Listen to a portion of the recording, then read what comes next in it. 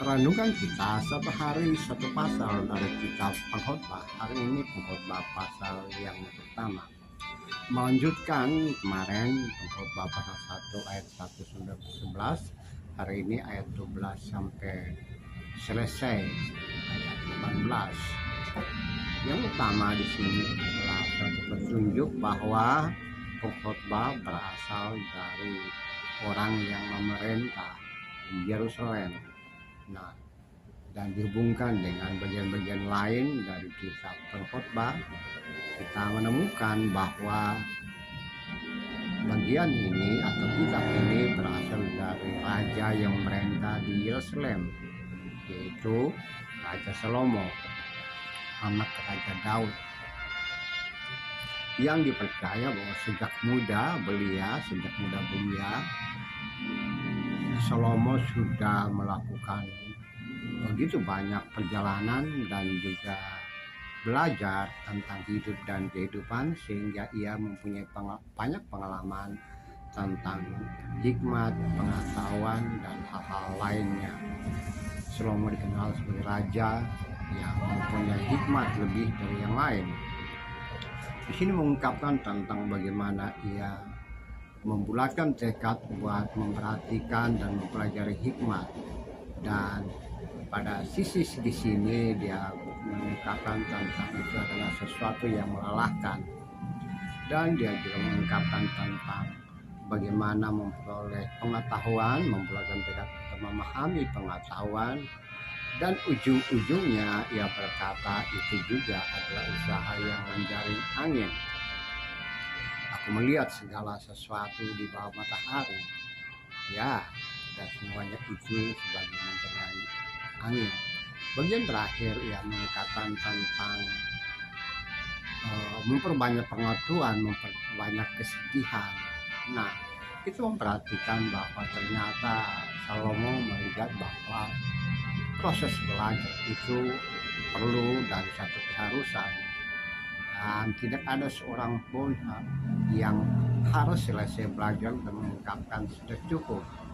Jika orang membanggakan diri dengan pengetahuan, hikmat, dan juga ia mengungkapkan diri bahwa sudah tahu, maka itu juga adalah satu kesia-siaan.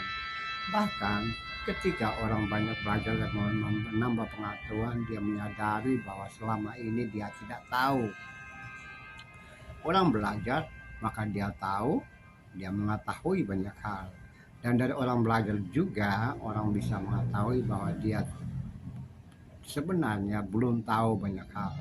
Semakin dia belajar, maka dia menyadari diri bahwa ternyata banyak hal yang saya tidak tahu. Ketika orang berada di dalam posisi seperti itu, bisa saja ya memunculkan kesedihan dan kepedihan hati. Dia berpikir bahwa selama ini saya sudah tahu banyak hal, sudah bisa, sudah mampu, sudah mengetahui. Tapi sebenarnya ketika belajar dan belajar lagi, ya justru tidak mengerti, lebih mengerti bahwa banyak hal yang ia tidak tahu. Itu kadang-kadang membuat kesedihan dalam diri seseorang. Nah, saudaraku dengan kekasih, saudara dalam kemanusiaan, bagaimana dengan hidup kekinian kita? Kita berada dalam satu proses hidup dan kehidupan di mana kita patut dan harus belajar terus-menerus mengenal apa itu kehidupan, apa itu hidup, apa itu proses yang berjalan terus di sekitaran kita. Orang-orang bijak mengatakan bahwa belajar adalah satu proses seumur hidup, dan universitas terbesar terlengkap di dalam hidup dan kehidupan adalah universitas kehidupan itu sendiri. Ya, di masyarakat, di komunitas, interaksi dengan sesama manusia, apa yang dilihat, dirasakan, didapat, dan pengalaman-pengalaman yang diterima. Kelas yang terbaik untuk belajar berproses menambah pengetahuan hikmat bukan di dalam gedung-gedung kelas, di dalam gedung-gedung tinggi ber-AC yang mewah atau sederhana, bukan ruang-ruang sekolah seperti ruang kelas itu, tapi ruang belajar terbesar, universitas terbaik adalah dalam hidup dan kehidupan sehari-hari. Semakin kita mendalami hidup dan kehidupan, kita menambah banyak hal, dan sekaligus juga kita merasakan bahwa kita mendapati bahwa ternyata selama ini banyak hal yang saya tidak tahu.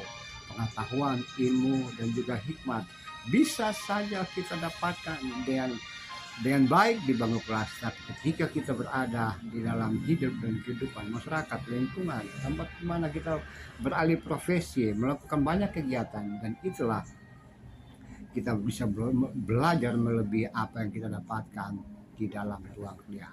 Namun bukan berarti kita tidak perlu kuliah atau kita tidak perlu belajar atau tidak perlu menikmati itu semua.